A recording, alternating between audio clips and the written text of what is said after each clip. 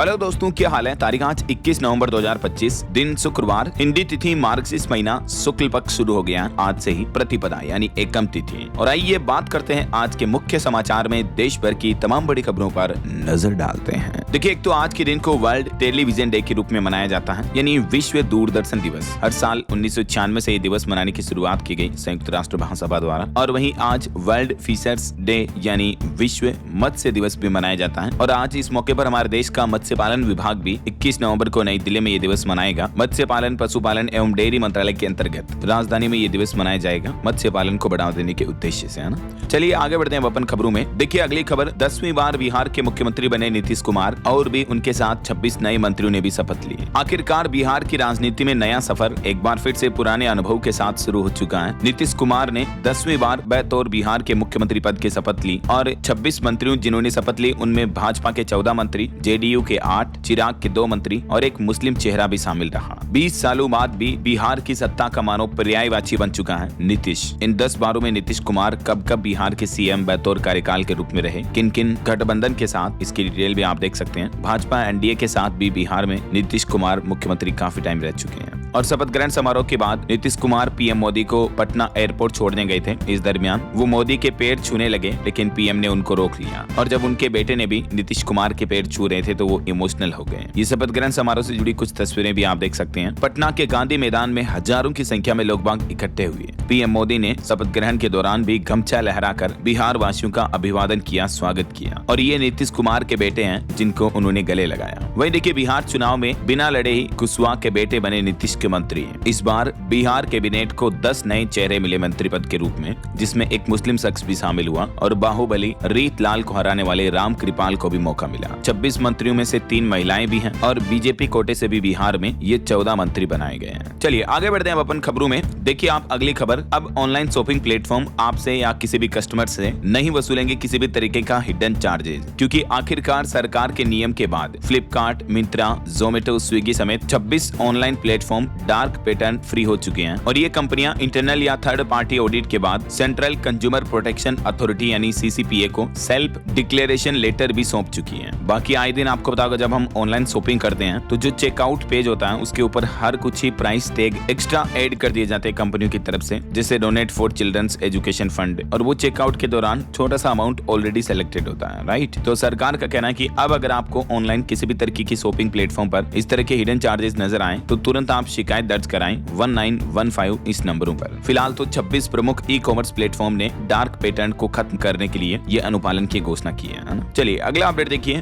भारत के मानव निर्मित फाइबर और टेक्निकल टेक्सटाइल निर्यात में बढ़ोतरी हुई है और सरकार का प्लान है 2030 तक $100 अरब तक ये पहुंचने की उम्मीद है। केंद्रीय टेक्सटाइल विदेश राज्य मंत्री की तरफ से ये जानकारी दी गई। और वहीं देखिए, अमेरिका ने एक बार फिर से भारत के खिलाफ घटिया बयानबाजी की। ट्रंप ने 60वीं बार ये दावा किया कि मेरी धमकी पर पीएम मोदी ने कहा था कि हम युद्ध नहीं करेंगे। जो भारत पाकिस्तान के बीच युद्ध हुआ था और फिर ऑपरेशन सिंदूर हुआ, तो इन घटनाओं को लेकर आए दिन आपको बताऊंगा ट्रंप क्रेडिट लेते रहते हैं कि भारत पाकिस्तान के बीच युद्ध मैंने रुकवाया, मैंने सीज फायर करवाया वगैरह वगैरह, राइट। तो अब ट्रंप ने एक बार फिर से यह दावा किया है कि मैंने 350% टैरिफ लगाने की धमकी दी थी। उसके बाद मोदी का मेरे पास फोन आया और तब पीएम बोले कि हम जंग खत्म कर चुके हैं। मतलब देखिए यार, भारत पाकिस्तान के बीच जो लड़ाई हुई उसमें ट्रंप का कहना कि मैंने मोदी पर ये प्रेशर डाला था, और न सिर्फ मोदी पर बल्कि भारत और पाकिस्तान दोनों को 350% शुल्क लगाने की धमकी दी थी। तो मोदी और पाकिस्तान के प्रधानमंत्री शहबाज शरीफ दोनों ने मुझे फोन किया। ये अब डोनाल्ड ट्रंप की तरफ से नया दावा किया जा रहा। हालांकि हमारे भारत सरकार ने ट्रंप के इस दावे को डिनाई कर दिया, नकार दिया। भारत बोला कि कब तक झूठ बोलोगे, ऐसा कभी हुआ ही नहीं ऑपरेशन सिंदूर के दौरान। और इतना ही नहीं, हैरानी वाली बात तो ये है दोस्तों कि अमेरिका की तरफ से अब एक चौंकाने वाली रिपोर्ट जारी की गई, जिसमें बताया गया कि ऑपरेशन सिंदूर में पाकिस्तान ने भारत को हराया उल्टा। मतलब देखिए, और जम्मू का जो पहलगाम अटैक था उसको भी अमेरिका ने अपनी इस रिपोर्ट में किसी तरह का आतंकी हमला नहीं माना है। तो अमेरिका की इस रिपोर्ट पर पाकिस्तान तो खुश हो गया। पाकिस्तान बोला कि हमारी जीत पर मुहर लग गई है, अमेरिका ने ठप्पा लगा दिया। ये अमेरिकी रिपोर्ट में दावा किया जा रहा है कि मई 2025 में भारत पाकिस्तान के बीच 4 दिन की लड़ाई ऑपरेशन सिंदूर के दौरान पाकिस्तान को बड़ी सैन्य कामयाबी मिली है। और इस रिपोर्ट में पहलगाम अटैक को भी विद्रोही हमला माना गया। तकरीबन 800 पन्नों की ये रिपोर्ट जारी की गई यूएससीसी ने। तो इस रिपोर्ट के बाद काफी कंट्रोवर्सी देखने को मिल रही है। कांग्रेस बोली कि क्या पीएम मोदी इस रिपोर्ट का विरोध जताएंगे। इस रिपोर्ट में तो ये भी दावा किया जा रहा है कि राफेल की इमेज को भी नुकसान पहुंचा और पाकिस्तान को चीन से खुफिया इंटेलिजेंस भी मिले। अमेरिका द्वारा चीन पर नजर रखने के लिए ये यूएससीसी ऑर्गेनाइजेशन बनाया गया था और इसी की तरफ से ये रिपोर्ट जारी की गई है। हालांकि भारत सरकार की तरफ से अभी तक इस रिपोर्ट पर किसी भी तरह का कोई तर्क बयानबाजी नहीं आ रही है। इधर फिलहाल कांग्रेस का भी कहना है कि भारत को अमेरिकी रिपोर्ट स्वीकार्य नहीं है। इस अमेरिकी रिपोर्ट में चीन और पाकिस्तान की झूठी तारीफ की गई है और जिस अमेरिकी रिपोर्ट पर पाकिस्तान उछल रहा था, चाइना ने खुद उस रिपोर्ट को बकवास बताया और कहा कि यही तो भारत की लाइन है। तो ये कुछ भारत अमेरिका के बीच जो कंट्रोवर्सी वाला माहौल चल रहा दोस्तों, इस बीच एक बड़ी डील साझेदारी भी हुई है। देखिए, भारत के पास भी आया तो पिघल जाएंगे पाकिस्तान के टैंक, अमेरिका देने जा रहा ऐसा ब्रह्मास्त्र है। बात कुछ यूं है कि अमेरिका ने भारत के साथ एक डिफेंस मिलिट्री डील की है। इस वजह से पाकिस्तान समेत भारत के दुश्मन देशों की नींदें उड़ जाएगी और इस डील के तहत अमेरिका भारत को 100 टैंक किलर मिसाइल देगा। ये मिसाइल टारगेट की गर्मी पहचान कर हमला करती हैं। कुल 775 करोड़ की ये बड़ी डील हुई है भारत अमेरिका के बीच, है ना। देखते हैं आगे भारत सरकार और विदेश मंत्रालय की तरफ से इस अमेरिकी रिपोर्ट को लेकर क्या कुछ बयान अपडेट सामने आते हैं। जो भी खबरें आएंगी मैं आपको बताता रहूंगा। फिलहाल देखिए आप अगली खबर। देश की वित्त मंत्री निर्मला सीतारमण ने पर्यटन और हॉस्पिटैलिटी इंडस्ट्री के साथ ये 9वीं प्री बजट बैठक की। आगामी बजट 2026-27 की तैयारियां जोरों शोरों से चल रही हैं। यूनियन बजट 26-27 को लेकर पर्यटन क्षेत्र से जुड़े संगठनों ने एक अलग से बोर्ड बनाने की भी मांग की वित्त मंत्री के साथ इस बैठक में, है ना। और बड़ी खबर आ रही है, पंजाब राज्य में किसानों ने एक बार फिर से चेतावनी जारी की। कहा कि हम इस दिन करेंगे रेलवे ट्रैक जाम। एक बार फिर से पंजाब में किसानों ने बड़ा ऐलान किया। किसान संगठनों का कहना कि अगले महीने 17 और 18 दिसंबर को वे डीसी ऑफिस के बाहर धरना देंगे और अगर किसानों की चेतावनी है कि उनकी मांगों पर सुनवाई नहीं हुई तो फिर 19 दिसंबर को पूरे इलाके में रेलवे ट्रैक में जाम कर बड़ा रोष विरोध प्रदर्शन करेंगे। किसानों की ये कुछ प्रमुख मांगे हैं। और वहीं देखिए दोस्तों, खेतीबाड़ी से जुड़ी एक चौंकाने वाली वैज्ञानिक रिपोर्ट भी सामने आ रही है कि जो किसान भाई लोग अपनी खेतों में कीटनाशक दवाइयां वगैरह छिड़कते हैं ना, तो इन कीटनाशकों की वजह से किसानों में डिप्रेशन और याददाश्त की कमजोरी बन रही है, याददाश्त की बीमारी बढ़ रही है। और इसके साथ ही अब ICMR ने इसको लेकर एक राष्ट्रीय कार्यक्रम आयोजित करने की मांग भी की है। ICMR यानी Indian council of medical research के वैज्ञानिकों ने पश्चिम बंगाल में कृषि प्रधान क्षेत्रों में एक सर्वे अध्ययन किया और उसमें इस बात का पता चला है कि कीटनाशकों, जीवाणु के दवाइयों के संपर्क में आने से किसानों में डिप्रेशन, याददाश्त का कम होना और न्यूरोलॉजिकल समस्याओं का खतरा कई गुना तक बढ़ जाता है। तो कहने का मतलब भारतीय आयुर्विज्ञान अनुसंधान परिषद ये चाहता है कि किसानों को इस बारे में जागरूक किया जाए, समझ रहे हो। तो ICMR ने इसको लेकर एक सरकार को सुझाव भी दिया और कहा कि राष्ट्रीय स्तर पर कार्यक्रम आयोजित करने की जरूरत है। चलिए अगला अपडेट देखिए। एक रिपोर्ट सामने आ रही कि इस चालू वित्त वर्ष में देश का रक्षा उत्पादन यानी डिफेंस प्रोडक्शन जो है वो 2.25 लाख करोड़ रुपए ले जाने का लक्ष्य तय किया है। भारत में 65% रक्षा उपकरण अभी हमारे ही देश में निर्मित हो रहे हैं, यानी मेड इन इंडिया है। और डिफेंस एक्सपोर्ट को लेकर भी अच्छी बढ़ोतरी देखने को मिली है। 2014 से लेकर 2024-25 पिछले 10 सालों में देख सकते हैं आप 34% तक की ग्रोथ मिली है।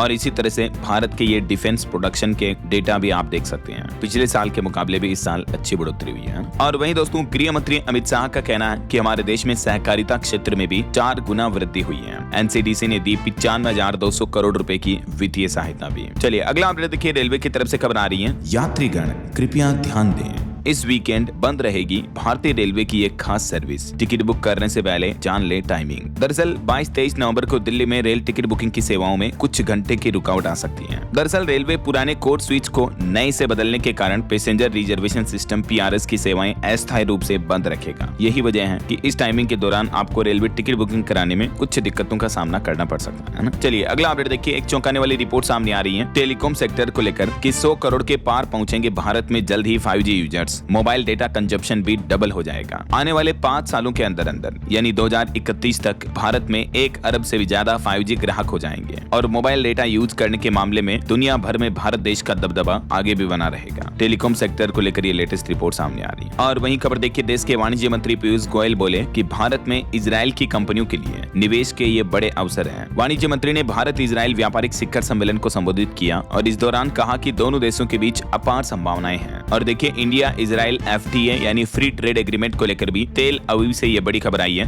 भारत और इजराइल के बीच एक और ऐतिहासिक डील पर भी मुहर लगी। इसके तहत भारत इजराइल के बीच ये पहला मुक्त व्यापार समझौता ऐतिहासिक रूप से हस्ताक्षरित किया गया है, जिसमें वाणिज्य मंत्री पीयूष गोयल और उधर इजराइल के अर्थव्यवस्था व उद्योग मंत्री नीर बरकत ने इस समझौते को लेकर सहमति जताई है। भारत और इजराइल दोनों देशों को 14 साल का लंबा इंतजार था जो आखिर खत्म हुआ। और ये समझौता क्या रहा, मुख्य रूप से इसकी जानकारी आप देख सकते हैं स्क्रीन पर। अभी वाणिज्य मंत्री पीयूष गोयल से लेकर इस वक्त 7 60 सदस्यीय भारतीय व्यापारिक प्रतिनिधिमंडल के साथ इजराइल की 3 दिवसीय यात्रा पर है और इसी दरमियान ये अहम समझौता हुआ है ना। और वहीं एक और अपडेट आ रहा है कि भारत और यूएई यानी दुबई वगैरह संयुक्त अरब अमीरात के बीच भी मजबूत साझेदारी हो रही है। अबू धाबी में भी तेजी से बढ़ रही है भारतीय कंपनियां, ये कहना है एडीडी के चेयरमैन अहमद जसीम अल जाबी का। चलिए अगला अपडेट देखिए। तकनीक में प्रवासियों का योगदान असाधारण है। यूएस वीजा नीति में बदलाव के बीच गूगल के सीईओ सुंदर पिचाई की तरफ से यह अहम बयान देखने को मिला। खास करके टेक्नोलॉजी के सेक्टर में प्रवासियों और भारतीयों का दबदबा ज्यादा है दुनिया भर में। खुद सीईओ सुंदर पिचाई भी गूगल के जो है वो भारतीय हैं। और वहीं दोस्तों दुनिया भर में बढ़ते एआई को लेकर भी सुंदर पिचाई बोले कि एआई एक दिन बड़ी बड़ी कंपनियों के सीईओ की भी जगह ले लेगा। उन्होंने कहा कि अब हर पेशे में एआई का उपयोग सीखना बहुत ही जरूरी है। जो इसे अपनाएंगे वे दूसरों से बेहतर करेंगे। ये खुद एग्जैक्ट स्टेटमेंट है दोस्तों गूगल के सीईओ सुंदर पिचाई का, जो कि 2015 से ही गूगल की पेरेंट कंपनी अल्फाबेट के सीईओ हैं। उनका कहना कि एआई नौकरियों को लेकर कितना खतरनाक हो सकता है, तो इस सवाल पर जवाब देते हुए उन्होंने ये कहा कि भविष्य में एआई आसानी से सीईओ को भी रिप्लेस कर सकता है और खास करके युवाओं को हर पेशे में एआई आर्टिफिशियल इंटेलिजेंस को सीखना चाहिए। राइट, यही वजह दोस्तों कि मैं आपके लिए एक एडवांस एआई प्रोग्राम लेकर आ रहा हूँ जिसमें आपको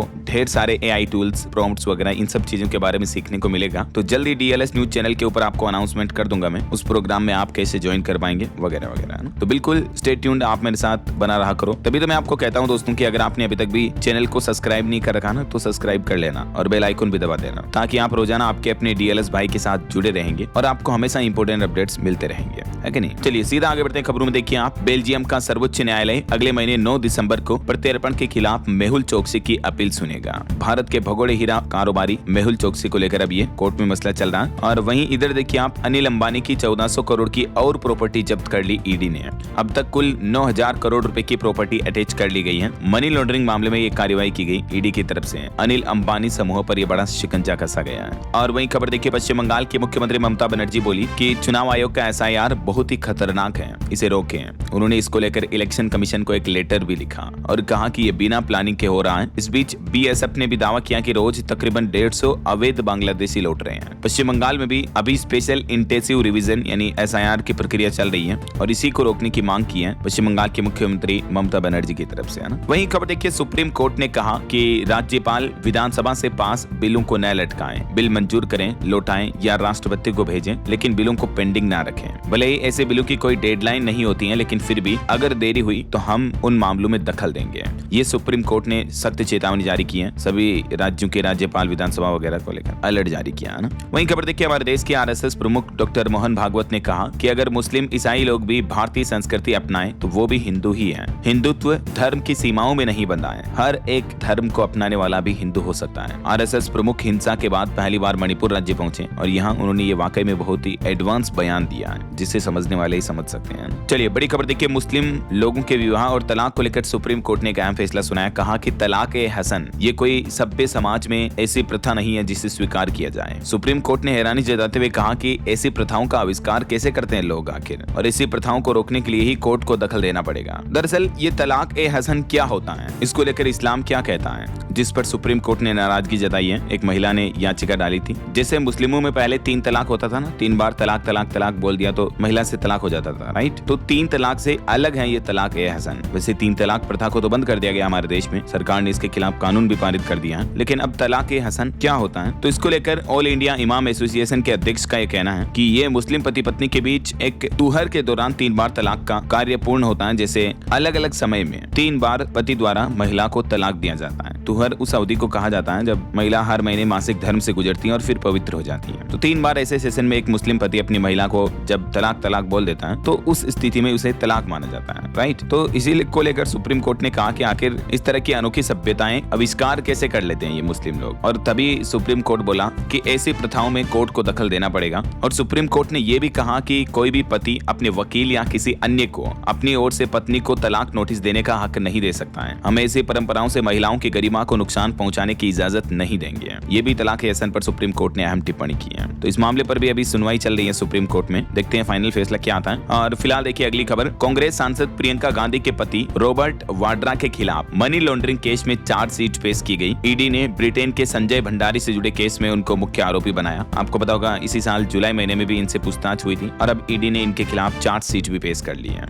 इस मामले पर अदालत अब 6 दिसंबर को विचार करेगी। और खबर देखिए, हरियाणा के कुरुक्षेत्र में इतिहास का महाअनुभव केंद्र बनने जा रहा। 25 नवंबर को पीएम मोदी करेंगे इसका इनॉग्रेशन और इसमें जीवंत होंगे महाभारत के पात्र। गीता संदेश भी सुनाई देगा, जिसे देख सकते हैं आप। द्रौपदी का अग्निकुंड से पैदा होना दिखाया गया है और भी महाभारत के कई सारी चीजें आपको इसमें 3D में देखने को मिलेगी। तीरों की बौछार, भगवान कृष्ण का अर्जुन को उपदेश, द्रौपदी चीरहरण समेत महाभारत के सभी बड़े इवेंट हरियाणा के कुरुक्षेत्र में आपको एक बार फिर से दिखने को मिलेंगे। प्रधानमंत्री नरेंद्र मोदी 25 नवंबर को इस सेंटर का उद्घाटन करने जा रहे हैं। वहीं पीएम मोदी आज G20 समिट में भाग लेने के लिए जोहान्सबर्ग भी जाएंगे। दक्षिण अफ्रीका का दौरा करेंगे पीएम मोदी अब अगले 3 दिन तक। बहरहाल अभी तो कुछ और महत्वपूर्ण और काम की खबरें देखेंगे दोस्तों अपन, लेकिन फिलहाल वक्त तो चला है आज के ताजा मौसम समाचार जानने का। तो देखिए, एक तो बंगाल की खाड़ी में नया चक्रवाती सिस्टम बन रहा है, जिसके चलते तमिलनाडु, आंध्र प्रदेश इन राज्यों में चक्रवाती तूफान का खतरा भी मंडराया हुआ है। और 21-22 नवंबर को इस नए लो प्रेशर एरिया के बनने की संभावना है दक्षिण अंडमान सागर के ऊपर। इस वजह से दक्षिण भारत के कुछ राज्यों में भारी बारिश भी देखने को मिलेगी। और अगर ये तूफान बना तो इस तूफान का नाम होगा सेन यार। बाकी मध्य भारत के अधिकतर राज्यों में ठंड का प्रकोप देखने को मिल ही रहा है। देखिए, मध्य प्रदेश के 6 जिलों में शीतलहर चल रही है। शाजापुर सबसे ठंडा इलाका देखने को मिला। हिमाचल के भी 29 शहरों में तापमान 10 डिग्री से नीचे चल रहा है। राजस्थान के माउंट आबू में पारा 0 डिग्री पहुंचा।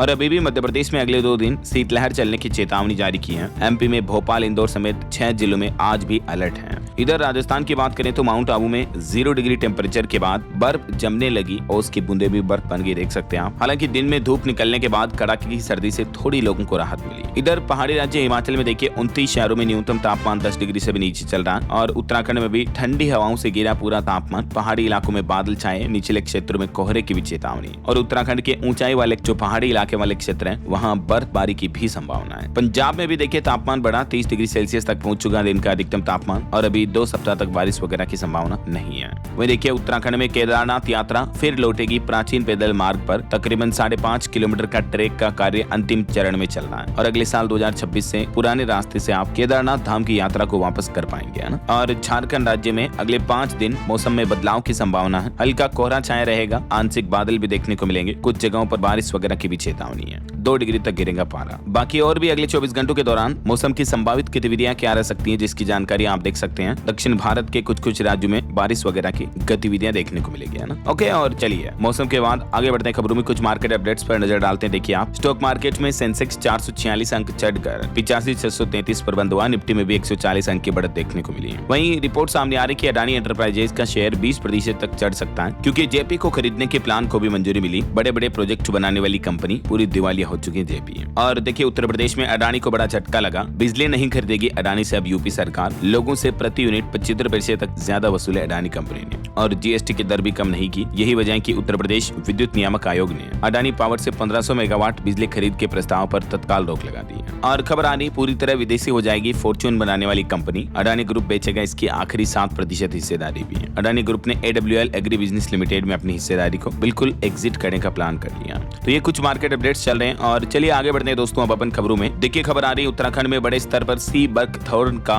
उत्पादन देखने को मिला। हार्ट हेल्थ से लेकर कैंसर तक के इलाज में ये काफी फायदेमंद सुपर फूड होते हैं। वहीं रिपोर्ट सामने आ रही कि हेल्थ इंश्योरेंस और भी सस्ता होगा। बढ़ते प्रीमियम पर सरकार रोक लगाएगी। एजेंट का कमीशन 20% तक घटाने और पैकेज रेट कम करने की तैयारी कर रही है सरकार, जीवन बीमा वगैरह को लेकर, है ना। और खबर आ रही दोस्तों, चीनी वैज्ञानिकों के भरोसे चीन को टक्कर दे रहा अमेरिका। मेटा AI टीम 11 में से 7 रिसर्चर्स चीन के हैं, एक भी अमेरिकी नहीं है। देखिए जरा। और वहीं खबर है, भारत ने रूसी तेल आयात घटाया। बीते 8 महीनों में 20% से ज्यादा कटौती की। और अमेरिका और UAE से क्रूड ऑयल की खरीदारी बढ़ा दी है भारत ने। वहीं देखिए, मध्य प्रदेश के कुनो राष्ट्रीय उद्यान में भारत में जन्मी मादा चीता ने पहली बार 5 शावकों को जन्म दिया। खुद मुख्यमंत्री मोहन यादव ने बधाई भी दी। मध्य प्रदेश के श्योपुर और मुरैना जिले में स्थित है कुनो नेशनल पार्क में चीता मुखी ने 5 शावकों को जन्म दिया। भारत में ये पहला सफल प्रजनन हुआ चीता का। प्रोजेक्ट चीता को भी मिली सफलता। ये नन्हे शावकों की तस्वीरें भी आप देख सकते हैं ना। चलिए खबर देखिए, महाराष्ट्र की राजनीति में अनिल देशमुख के बेटे सलील देशमुख ने अचानक इस्तीफा दे दिया। पार्टी से इस्तीफा देकर पूरी तरह से राजनीति में हलचल से मचा दिया। और राजधानी दिल्ली में 16 साल के स्टूडेंट के मामले में 4 टीचर को सस्पेंड कर दिया। अगले महीने 14 दिसंबर को दिल्ली में रामलीला मैदान में कांग्रेस की बड़ी रैली आयोजित होगी। वोट चोरी और SIR प्रक्रिया में गड़बड़ी के खिलाफ कांग्रेस ने ये घोषणा की है। वहीं दिल्ली में विदेश मंत्री एस जयशंकर ने ऑस्ट्रेलिया के विदेश मंत्री से मुलाकात की। अभी ऑस्ट्रेलिया के विदेश मंत्री भारत दौरे पर आई हुई हैं। और देखिए नेपाल में फिर से भड़की हिंसा, शिमारा में जेन जी का विरोध प्रदर्शन देखने को मिला एक बार फिर से। पाकिस्तान ने भारतीय विमानों के लिए अपना हवाई क्षेत्र प्रतिबंध भी बढ़ा दिया है, 24 दिसंबर तक के लिए बढ़ा दिया है। पाकिस्तान ने ऑफिशियली इसका नोटिस भी जारी किया। वहीं देश की राष्ट्रपति द्रौपदी मुर्मू आज से 3 अलग अलग राज्यों के दौरे पर निकली हैं। छत्तीसगढ़, तेलंगाना और आंध्र प्रदेश के 3 दिवसीय दौरे पर गई है राष्ट्रपति मुर्मू। और कुत्ता काटने की वजह से जान जाने वाले परिवारों को 5 लाख रुपए तक दिए जाएंगे। कर्नाटक सरकार की तरफ से मुआवजे को लेकर ये बड़ा ऐलान किया है। कल ही मैंने आपको इस अपडेट के बारे में डिटेल जानकारी बताई थी। चलिए अगली खबर देखिए। एक बड़ी दुर्घटना हो गई दोस्तों। महाराष्ट्र के रायगढ़ में 400 फीट गहरी खाई में गिरी एसयूवी, 6 लोगों की मौत हो गई। वहीं खबर आ रही किसानों के लिए जरूरी सूचना, एक गलती की तो नहीं मिलेगा किसान सम्मान निधि योजना का लाभ। फार्मर रजिस्ट्री के बाद अब एक और शर्त लगा दी है सरकार ने। पराली जलाने के प्रदूषण में अगर बढ़ावा दिया किसानों ने तो पीएम किसान सम्मान निधि योजना का लाभ नहीं दिया जाएगा। पंजाब, हरियाणा वगैरह यहाँ ये ऑर्डर जारी हुए हैं ना, यूपी में भी। और खबर देखिए 9 दिसंबर को SIR ड्राफ्ट होगा पब्लिश, नाम न होने पर जारी किया जाएगा नोटिस। उत्तर प्रदेश में चुनाव आयोग की तरफ से ये बड़ा फैसला लिया गया। वहीं खबर है भारत की ऊर्जा क्रांति में बड़ी उपलब्धि देखने को मिली। दुनिया में चौथा सबसे बड़ा रिन्यूएबल उत्पादक देश घोषित हो चुका हमारा देश भारत। रिन्यूएबल एनर्जी उत्पादन करने के मामले में, मतलब जैसे सोलर एनर्जी, विंड एनर्जी वगैरह, ग्रीन एनर्जी, इस तरह के मामले में दुनिया में चौथे स्थान पर चल रहा हमारा देश है ना। और देखिए पंजाब के 72 शिक्षकों का फिनलैंड में प्रशिक्षण करवाया जा रहा। राज्य सरकार ने विश्व प्रसिद्ध शिक्षा प्रणाली पर जोर दिया। असम राज्य सरकार इसी महीने 25 नवंबर को विधानसभा में पेश करेगी बहुविवाह विरोधी विधेयक। और फर्जी ईडी समन पर वित्त मंत्रालय ने चेतावनी दी, कहा कि QR कोड व पासकोड वाली नई प्रणाली से सत्यापन करें, क्योंकि आए दिन लोगों के साथ धोखाधड़ी के मामले देखने को मिल रहे हैं ईडी के फर्जी नोटिस के नाम पर। और देखिए रूस में भारतीयों को देखकर गदगद हो गए डॉक्टर एस जयशंकर, हाथ जोड़कर भारतवासियों से मिले हो। उनकी ये तस्वीरें भी सामने आ रही है SCO समिट की, देख सकते हैं आप। वहीं वायु प्रदूषण पर एक चौंकाने वाली रिपोर्ट सामने आ रही है दोस्तों की पोल्यूशन की वजह से राजधानी दिल्ली वासियों का दिमाग भी सिकुड़ रहा है। बच्चों और किशोरों के मेमोरी स्कोर में भी 22% तक की कमी देखने को मिली है। दिल्ली में देखिए प्रदूषण का एक और नया रूप, फेफड़ों से लेकर खून तक पहुंच रहे हैं PM 2.5 के कण, और इससे दिल्ली वासियों को कई गंभीर बीमारियों का खतरा और भी दुगुना हो गया है। मल्टी ऑर्गन हेल्थ क्राइसिस बताया जा रहा अब दिल्ली के इन हालातों को देखिए जरा कितनी गंभीर स्थितियां चल रही हैं। और एक बड़ी दुखद खबर देखिए दोस्तों, यूपी के कानपुर का यह मामला है, जहां कोयले की अंगीठी जलाकर सो रहे 4 दोस्तों की मौत हो गई। ठंड से बचने के लिए इन्होंने रूम में छोटे कमरे में अंगीठी जला दी थी। कमरा छोटा था, ऑक्सीजन प्रॉपर मिल नहीं पाई, तो चारों का सोते हुए ही दम घुट गया और चारों की मौत हो गई। आए दिन आपको बता दो दोस्तों, हर साल ठंड के मौसम में हमें इस तरह की कई बड़ी घटनाएं देखने को मिलती हैं। तो बंद कमरे में कभी भी अलाव ना तापें, कभी भी अंगीठी ना जलाएं, क्योंकि हीटर वगैरह इनकी वजह से ऑक्सीजन की कमी हो जाती है, और जब हम नींद में होते तो पता नहीं चल पाता, फिर बेहोशी में आकर जान चली जाती है, समझ रहे हो। तो ये बातों का हमेशा ध्यान रखें। और अगली खबर देखिए दोस्तों, खनन सुधार में जम्मू कश्मीर और नागालैंड से भी आगे निकला उत्तराखंड। 2 महीनों में केंद्र सरकार ने दिए 200 करोड़ विशेष सहायता योजना के तहत मिले। और सोना चांदी के भाव पर खबर आ रही, सोना 1323 रुपए गिरकर 1,22,000 रुपए प्रति 10 ग्राम पर पहुंच चुका है। चांदी 4,000 रुपए सस्ती होकर 1,54,000 रुपए प्रति किलो बिक रही है। वहीं दिल्ली ब्लास्ट से जुड़ी कुछ बड़ी खबरें देखिए। खबर आ रही 10 दिन की NIA कस्टडी में 4 आरोपी भेजे गए, इनमें 3 डॉक्टर भी शामिल हैं। जम्मू कश्मीर में टाइम्स के ऑफिस पर भी छापा मारा और AK-47 के कारतूस भी मिले। वहीं दिल्ली दंगा मामले पर भी पुलिस बोली कि पढ़े लिखे आतंकी ज्यादा खतरनाक होते हैं। सुप्रीम कोर्ट में कहा कि ये सरकारी पैसों से डॉक्टर और इंजीनियर बनते हैं और फिर दंगे करते हैं। इधर दिल्ली ब्लास्ट मामले में हरियाणा नूह के एक और पिता पुत्र को भी हिरासत में लिया गया। मस्जिद के मौलाना और एक उर्दू शिक्षक टीचर को भी उठाया गया। नमाज पढ़ने गया था आतंकी उमर तो इसके आसपास से जुड़े लोगों को भी हिरासत में लिया गया है। और खबर आ रही कि विदेश जाने की फिराक में था वो अल फलाह यूनिवर्सिटी का चेयरमैन सिद्दीकी भी। ईडी ने दावा किया कि अल फलाह की कमाई प्रोसीड्स ऑफ क्राइम है, इसका बड़ा हिस्सा पर्सनल यूज में काम में लिया गया। जबकि आपको पता होगा दिल्ली क्राइम में शामिल जो महिला लेडी थी वो भी विदेश जाने की फिराक में थी। और अब रिपोर्ट सामने आ रही कि दिल्ली ब्लास्ट में आतंकी मॉड्यूल में मुजम्मिल करता था रिक्रूटमेंट। हर शख्स का काम तय था। शाहीन ब्रेन वॉश करती थी और नबी तय करता था कि कहां काम में लेना है उस ब्रेन वॉश किए हुए शख्स को। और इधर देखिए पंजाब लुधियाना में भी आतंकियों का एनकाउंटर किया पंजाब पुलिस ने, 2 आतंकियों को उड़ा दिया। ये भी Pakistan based gangster terror module से जुड़े लोग हैं। हरियाणा से भी इनका कनेक्शन सामने आ रहा है। चलिए कुछ इंटरनेशनल न्यूज अपडेट देखिए दोस्तों। पाकिस्तान से खराब होते व्यापार संबंध के बीच अफगानिस्तान के वाणिज्य मंत्री भारत दौरे पर आए हुए हैं। चीन को रोकने के लिए भूटान में भारी निवेश कर रहा हमारा देश भारत। थाईलैंड से भारत लाए गए 125 भारतीय जालसाजों के चक्कर में फंसकर म्यांमार के ठगी के केंद्रों में बंद थे। वहीं पहली बार समंदर में आइसलैंड बना रहा है पाकिस्तान। यहाँ तेल के 25 कुएं खोदे जाएंगे। ट्रंप के समर्थन के बाद ये कदम उठाया। और देखिए इंडोनेशिया में सेमेरू ज्वालामुखी फटा। ये इतना बड़ा है कि 13 किलोमीटर तक धूल का राख का गुब्बार उठा और दिखाई दिया। देख सकते हैं इस ज्वालामुखी की तस्वीरें भी। और वहीं खबर है भारत इजराइल में फ्री ट्रेड एग्रीमेंट पर बातचीत के लिए भी अहम समझौता हुआ। वाणिज्य मंत्री पीयूष गोयल गोयल और इजराइल के इकोनॉमिक मिनिस्टर की तरफ से ये सहमति बनी। दोनों ने साझेदारी में ये समझौता तय किया, देख सकते हैं आप। चलिए मोबाइल फोन लॉन्चिंग पर खबर है। भारत में नए स्मार्टफोन ब्रांड की एंट्री हुई। वोबल 1 लॉन्च हुआ। इसमें आपको 50 मेगापिक्सल तक का AI कैमरा मिलेगा और शुरुआती कीमत इसकी 22,000 रुपए तक तय की गई है। बॉलीवुड से खबर आ रही 120 बहादुर पेन इंडिया रिलीज होगी फिल्म। दिल्ली हाईकोर्ट ने अनुमति दे दी है। फिल्म की रिलीज रोकने के लिए याचिका लगाई गई थी। और खेल जगत से बड़ी अच्छी खबर देखिए, देश की झोली में आए 4 स्वर्ण पदक। मीनाक्षी, अरुंधति, प्रीति और नुपुर ने जीता gold medal world boxing cup final में। देखिए राजस्थान की कोटा की बेटी ने भी वर्ल्ड कप में गोल्ड दिलाकर भारत का नाम रोशन किया। अरुंधति चौधरी ने फाइनल में उज्बेकिस्तान के खिलाड़ी को हराया। ये सेना में हवलदार के पद पर कार्यरत है। Many congrats. और वहीं देखिए बड़ी खबर, बेंगलुरु में ATM कैश वैन से 7 करोड़ रुपए की लूट की गई। और देखिए लुटेरों ने इनको RBI अफसर बनकर रोका और केस लेकर फरार हो गए। मतलब बिल्कुल फिल्मी स्टाइल में ये लूट की बड़ी घटना देखने को मिली है। अभी ड्राइवर और सिक्योरिटी गार्ड भी हिरासत में ले लिए गए हैं। ये तस्वीर आप देख सकते हैं जब बदमाश कार में कैश वैन का पीछा करते दिखे। देखिए जरा बेंगलुरु का ये मामला है। ATM कैश वैन को भी लूट लिया, वो भी सेफ नहीं है, जरा सोचिए आप। चलिए खबर आ रही, पंजाब में बारिश और ओलावृष्टि से किसानों की फसलें बर्बाद हुई। मुआवजा न मिलने पर किसानों ने शंभू बॉर्डर पर रेल चक्का जाम का भी अल्टीमेटम दिया है पंजाब सरकार को। 17, 18, 19 दिसंबर तक विरोध प्रदर्शन किए जाएंगे।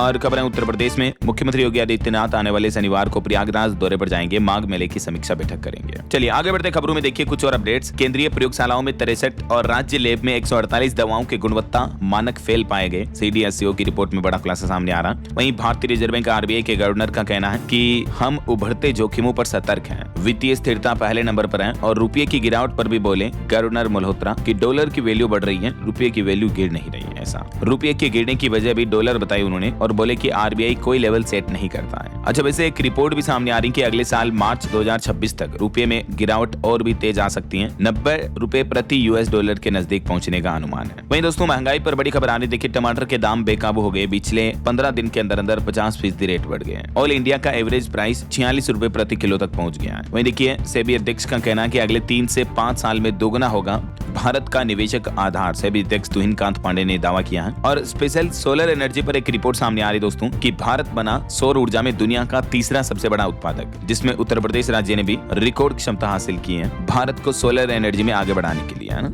वहीं क्रिसिल की एक रिपोर्ट सामने आ रही कि वित्त वर्ष 2026 में गैर बैंक ऋणदाताओं की आवास ऋण वृद्धि दर धीमी रहेगी। रिपोर्ट में दावा किया जा रहा है। और देखिए भारत के अंतरिक्ष यात्री शुभांशु शुक्ला बोले कि 2047 तक विकसित भारत का सपना पूरा करना हर नागरिक की जिम्मेदारी है। खबर है गुजरात के भुज में मनेगा BSF का 61वां रेजिंग डे। केंद्रीय गृह मंत्री अमित शाह लेंगे परेड की सलामी और ये आयोजन आज ही 21 नवंबर को होने जा रहा है। वहीं FSSAI की चेतावनी देखिए, भ्रामक ORS गोल पर कार्रवाई तेज होगी। FSSAI ने राज्यों को तुरंत बिक्री रोकने का निर्देश भी दिया। चाहे किसी भी तरह का उत्पाद हो, खाने का पीने का, उन पर ORS शब्द का उपयोग नहीं होना चाहिए भ्रामक रूप से, जब तक कि वो वाकई में इससे रिलेटेड ना हो ऐसा। और वहीं खबर आ रही दोस्तों कैपिटल गेन पर टैक्स बचाना अब और भी आसान हुआ। सरकार ने 19 नए बैंकों को केग से जोड़ा। UPI से भी जमा हो पाएगा पैसा। और देखिए सर्दियां आते ही टोयोटा ने शुरू किया नया कैंपेन, ग्राहकों को मिलेगी कई सारी सर्विसेज। और खबर आ रही केंद्र सरकार ने रद्द की भारतीय जहाजों के लिए आवर्जन प्रणाली। बंदरगाहों के बीच आसानी से आवाजाही हो पाएगी। सुप्रीम कोर्ट से राहुल गांधी को राहत मिली। ट्रायल कोर्ट की कार्रवाई पर 4 दिसंबर तक रोक बढ़ाई। और सुप्रीम कोर्ट ने मध्य प्रदेश के न्यायिक अधिकारियों की सेवानिवृत्ति की उम्र भी 60 साल से बढ़ाकर 61 साल कर दी है। वहीं NCPCR की चौंकाने वाली रिपोर्ट देखिए, पिछले महीने देश भर में बचाए गए 2300 से भी ज्यादा बच्चे। 26,000 मामलों का निपटारा किया बच्चों के अपहरण वगैरह को लेकर। ये चौंकाने वाली रिपोर्ट आ रही है। और देखिए लेसेंट की सुपरबग रिपोर्ट पर भी भारत ने बड़ी आपत्ति जताई। NCDC बोला कि 83% आंकड़ा भ्रमित करने वाला है। भारत में किसी भी तरह का संक्रमण नहीं बढ़ा है। जो अभी एक दिन पहले लेसेंट ने भारत के